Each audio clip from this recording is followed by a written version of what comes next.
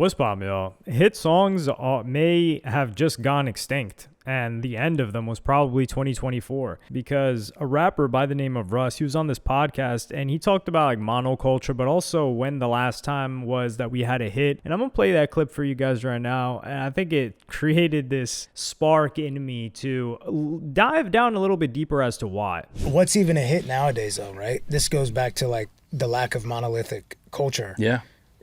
When there's not a monolith, right? When we're not all getting the same download, when we're not all hearing the same song at the same time and the same TV shows, it fragments society and it fragments community. And what happens is you get these mini cultures, these micro cultures, where it's like NBA Youngboy is the king of his micro culture.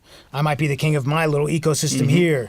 That exists over there. That exists over there. And within that ecosystem, you can have tons of platinum songs and that the culture at large has never heard. And it's not because it's not a hit. It's because I don't even know if that's really possible nowadays without the exception of some real wild. The last time we had a monolithic hit was Not Like Us, right? But before that, it was The Box by Roddy Ricch. And look what had to happen for Not Like Us to even become this monolithic. Look at the circumstances.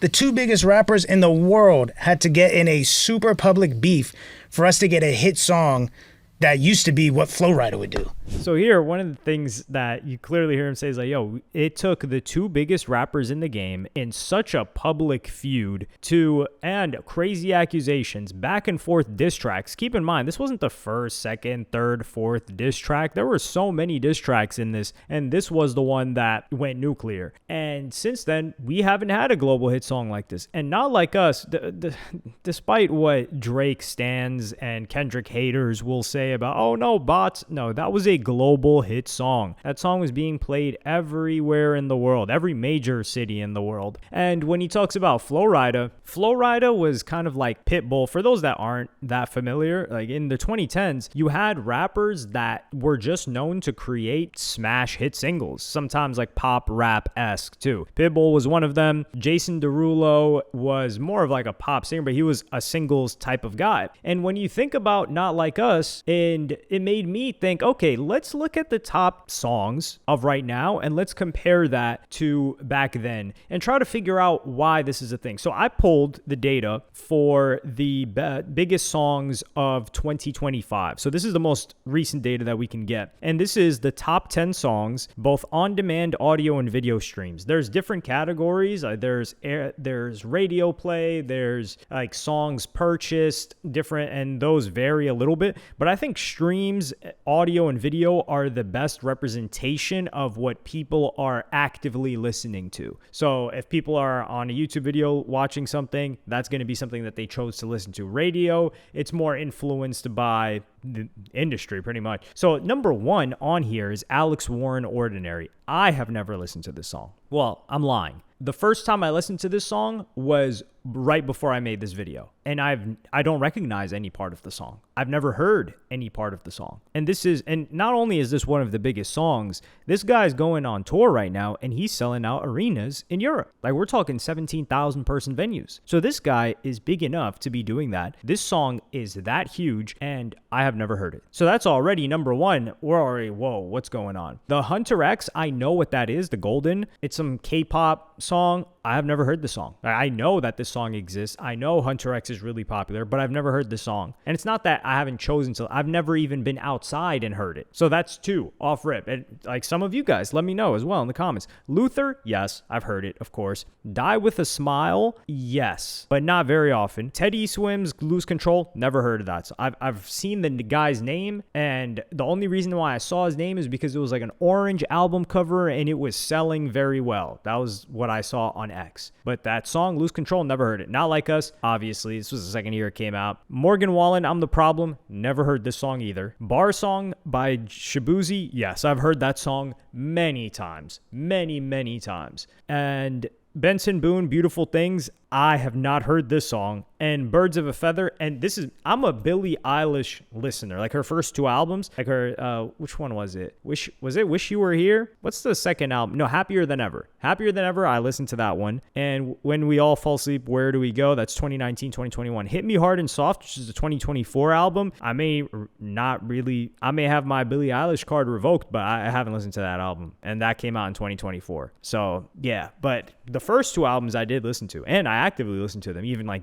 in the years afterwards. So Birds of a Feather, I've never heard the song either. So where are we at? Half of these songs I have never even heard once. And some of these, like I said, the Alex Warren Ordinary, like I played that, I was like, I wouldn't even recognize this if I was playing it in reverse, right? Like, and I want you guys to say, am I the one that's out of touch and you guys recognize all of these? Because I'm willing to bet you don't. So let's go back to 2016, right? Let's do a little rewind, 10 years ago. And I pulled the top 24 songs of 2016. And we have number 1, we got Love Yourself and Sorry by Justin Bieber. Come on. But obviously, I recognize those. We got One Dance by Drake. Obviously, Work, Rihanna. Stressed Out by 21 Pilots. Yes, it's that 121 Pilot song. So some people are like, do I know that song? You may not know the title of the song, but if I played the song for you, I promise you would know what I'm talking about. Or you would recognize it. Panda by Designer, obviously. Hello by Adele. Okay. Don't Let Me Down, Chainsmokers. Can't Stop the Feeling, Justin Timberlake. Closer, Chainsmokers. Cheap Thrills by Sia, Sean Paul. 7 Years, Lucas Graham. That may be the first one where I'm like, I don't know. I don't recognize it by the name and the song title, but I may recognize it if I played it. Needed Me by Rihanna. Yeah, that was on Auntie. My House by Flo Rida. I Took a Pill in Ibiza, Mike Posner. Easy, right? Work From Home, Fifth Harmony. I do recognize this one, but I can see why some people don't. This Is What You Came For. Rihanna was dominating in 2016. Sheesh, no wonder why she doesn't want to come back. Cake by the Ocean. I don't know. This one I don't know. So that's the first one that I would say 2 so far that I don't know. Me, Myself, and I. Yes. Ride and Heathens by 21 Pilots. Yes. Pillow Talk by Zayn. Yeah, it was huge because he left One Direction. Stitches. I'll Be Needing Stitches. And Hotline Bling. So not only are there 2 songs here that I don't recognize, and that's not them being played for me, but that's 22 out of 24 songs. The 22 songs that I do know, I know the whole hook for sure, certainly, word for word. And for most of these songs, I know the entire song lyrics. And I feel like for most of you guys, you feel the same way about 2016. You're like, damn, dude, I know all of these songs. And these are across multiple different genres, just like the new ones are. Yet why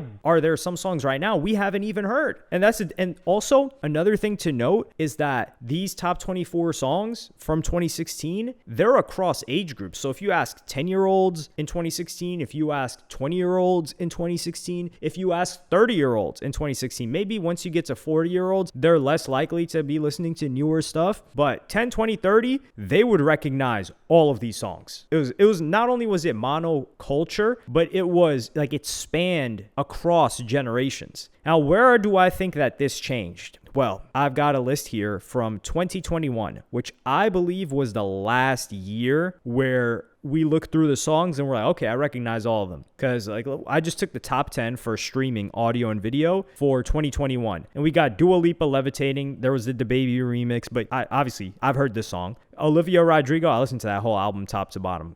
I love that album. I'm keeping it a buck here. But these 2 songs you've heard. Driver's License and Good For You, you've heard these songs. I promise you've heard them. Montero, Lil Nas X, for sure. 2021. Stay by Justin Bieber. I do think that was one of the few like last big hits too. That I know that song. I know the words to all of these songs so far. Save Your Tears, obviously. Astronaut in the Ocean, even that one, like that was like a meme, but we all know that song. Or we've at least heard that song multiple times. Kiss Me More, yes. Industry Baby, yes. Rap Star, yes. So after this is, I think, where it starts to separate. And I don't know if it's because of the rise of like country music and Latin music, although Latin music wasn't even in the 2026 list and there were no Spanish songs in the US top 10. There are some country songs, but I'm willing to bet that, and my assessment here is that it was TikTok, because back then, even in 2016, a lot of these songs blew up on Vine, like the Hills. There was the Mannequin Challenge, right? That helped Black Beatles. Those were Vine trends. So there were trends in the same way that there were TikTok trends, but the Vine algorithm was a lot more kind of like monoculture. It was a lot broader of an algorithm than that was going to target everybody than TikTok. And this is 2021. So some of these were TikTok songs, right? Like Astronaut in the Ocean, like they were TikTok trends, but I don't think TikTok had advanced, right? Like this is what, 2 years into TikTok I would say 2 years. And by 2024, 2025, we've kind of got micro hits on different sides of TikTok. Like, for example, Man of the Year is a song by Lorde that had its own like TikTok trend, but it was really mostly like women that were seeing that song. Like I ended up seeing it because somebody else was like showing it to me. But that song was a huge song. Some people are probably like, Man of the Year, like what are you talking about? Lorde? Like, where is that? Whereas with damn near any trend that was going on Vine, it spread everywhere. Like for example, Thrift Shop by Macklemore. We all heard that song somehow, despite the majority of us not primarily being Macklemore fans or listeners. Like, have you listened to a Macklemore album top to bottom? No. Were you likely to listen to a Macklemore album top to bottom? Nah. But you did hear Thrift Shop. That was a hit song, like kind of like the monolithic culture. And with what Russ was talking about, I do think that as TikTok developed and it got better and better and better at For You, it just made a lot more different communities, if you want to call it that. And now it feels like the hit songs that they're telling us are hit songs are not even hits. And I think the hit song might be dead now, because if Not Like Us was the last hit song that we had, which was almost 2 years ago, that was 2 years ago almost, that Not Like Us happened. We haven't had a hit song that big that everybody heard and everybody recognized. Well, what event would have to happen for us to get something like that again? You'd have to have like what, two of the biggest pop stars going at each other. And Sabrina Carpenter, for instance, yeah, she's like a pop star and we know who she is and we know what she looks like, but have most of you guys even really heard any of the hit songs that she's put out in the past couple of years? Like, we know that they got top on the charts, but contrast that with an Ariana Grande, right, when she was at the top of the game, or an Adele, right, like I put in 2016. We heard Adele's songs. We recognize Ariana Grande's songs, but it's not the same with the Sabrina Carpenter. And now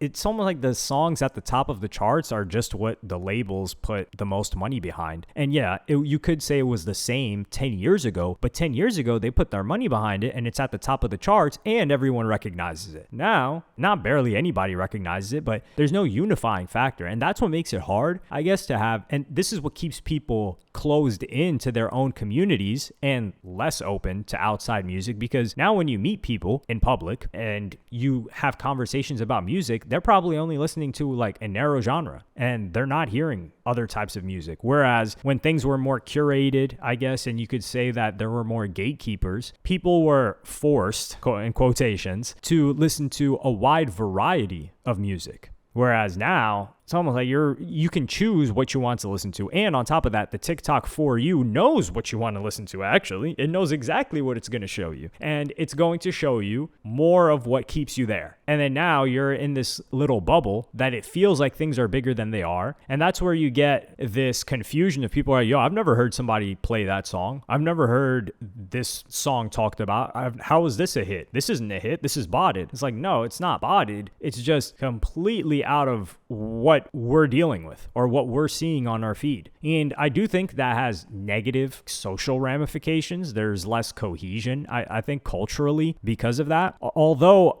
it's a trade-off. You traded that in order to have more artists that can succeed, as well as more of what you would like to see, because it's showing you exactly what you enjoy. Like, I don't think people are complaining about the new music that they are getting, if they're actively looking for music. The only people I know the only people that complain about current artists sucking or modern music is buns are the ones that are not actively looking for music. Like, if you're just scrolling on TikTok or you're actively looking for music and the main discovery platform is TikTok, you will find a lot of artists that you like. I promise you. You'll find a lot of new music that you're like, wow, this is great. But if you're still operating in the old patch notes where you're chilling and you're waiting for somebody to talk about an artist, by the time you're hearing about them, they're making music that may not even appeal to you because you haven't dialed in your taste to whatever algorithm there is. Honestly, if you just find a song that you like on Spotify and just keep rolling and pressing next, you're likely to find something new you and good that you enjoy. That's how a lot of people found Big X to plug, which there is some shady stuff going on with that because that was damn near auto-played and forced on people. I don't have any proof of it, but